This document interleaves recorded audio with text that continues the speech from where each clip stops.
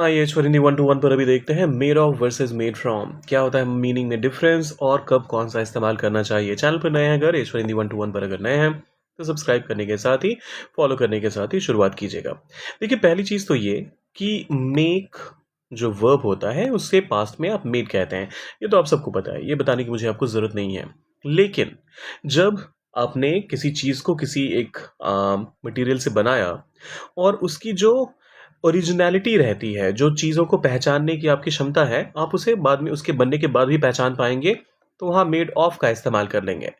यहाँ पर एग्ज़ाम्पल जैसे दिया गया है, लकड़ी से बनी कुर्सी, कुर्सी बन गई है लेकिन फिर भी आप कह सकते हैं कि ये लकड़ी से बनी है, तो आप कहेंगे मेड ऑफ वुड। लेकिन मेड फ्रॉम तब कहते हैं जब जो ओरिजिनल मटेरियल है, वो पूरी तरह से वो बदल जाता है। फॉर एग्ज़ाम्पल अगर आप दूध से पनीर बनाने की बात करें, तो दूध का जो पूरा का पूरा स्ट्रक्चर है, उससे काफ़ी अलग हो जाता है पनीर। या फिर लकड़ी से जब आप कागज़ बनाने की बात करते हैं, तो आप मेड फ्रॉम वुड कहेंगे। अब एक क्विज़ है, फटाफट से इसको करते हैं solve. This gorgeous dining table, gorgeous dining table बोले तो शानदार डाइनिंग टेबल जो है, इज़ मेड सॉलिड ओक।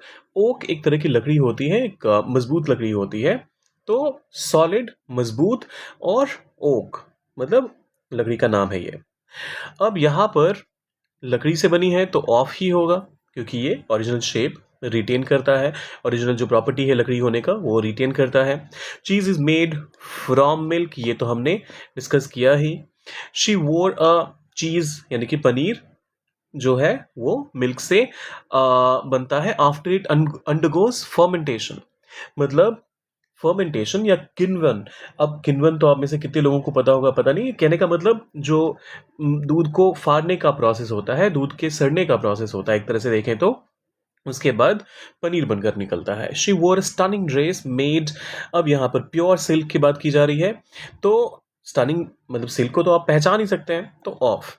उसने पहना क्या, एक स्टनिंग ड्रेस, एक बहुत ही खूबसूरत सा ड्रेस, बहुत ही खूबसूरत पोशाक, और वो किस चीज़ की बनी थी, सिल्क की। तो ड्रेस में आप सिल्क को आइडेंटिफाई कर सकते हैं। डिड यू नो, क्या तुम्हें पता था दैट प्लास्टिक बॉटल्स, जो प्लास्टिक की बॉटल्स होती हैं, are actually made dash oil. अब देखिए, अगर आपको कोई कहे कि प्लास्टिक बॉटल तेल से बनता है, तो आप बोलोगे तेल कहाँ है इसमें, तो यहाँ पर आप फ्रॉम कहेंगे। फिर आता है the ancient castle, the ancient castle walls are made dash heavy stone blocks. अब यहाँ पर फिर से आप जो हेवी स्टोन ब्लॉक्स होते हैं, आप उनको आसानी से पहचान सकते हैं, तो ऑफ कहेंगे। Glass is made dash sand heated to incredibly high temperatures.